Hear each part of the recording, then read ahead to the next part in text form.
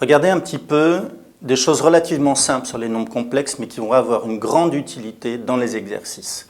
On va caractériser les nombres complexes, c'est-à-dire à quelles conditions un nombre complexe est-il. Alors il y a deux grands cas. Ce qui va nous intéresser, c'est quand est-ce qu'un nombre complexe est un réel et à quel moment il va être un imaginaire pur. Alors j'ai choisi un nombre complexe non nul parce que ce n'est pas intéressant. Si le nombre complexe vaut 0, on sait que c'est à la fois un réel et un imaginaire pur. Bref, je mets de côté le cas de 0.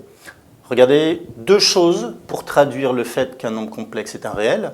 Soit vous dites que sa partie imaginaire vaut 0, c'est-à-dire ici le nombre b serait égal à 0. Bon, ça c'est pour des exercices très simples quand on travaille avec l'écriture algébrique. Mais ce qui va être souvent utilisé, c'est la deuxième partie.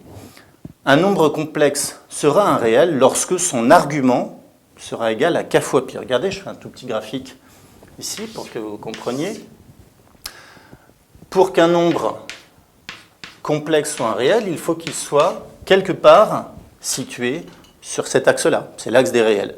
Eh bien, vous voyez que l'angle formé entre U et le vecteur OM, par exemple, si on prend ce point M ici, eh bien ici, on voit bien que l'angle vaut pi. Alors, tous les réels négatifs, on aura ici un angle de pi.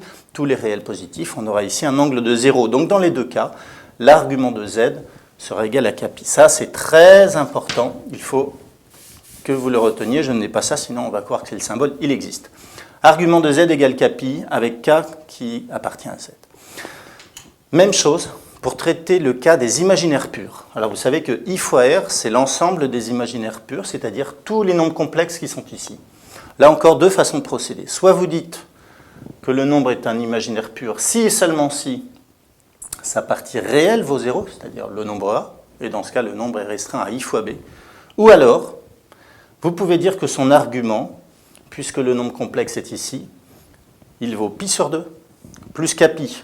Alors pi sur 2, c'est tout ça, plus k pi des demi-tours, c'est-à-dire l'ensemble des points qui sont ici sur l'axe des imaginaires purs.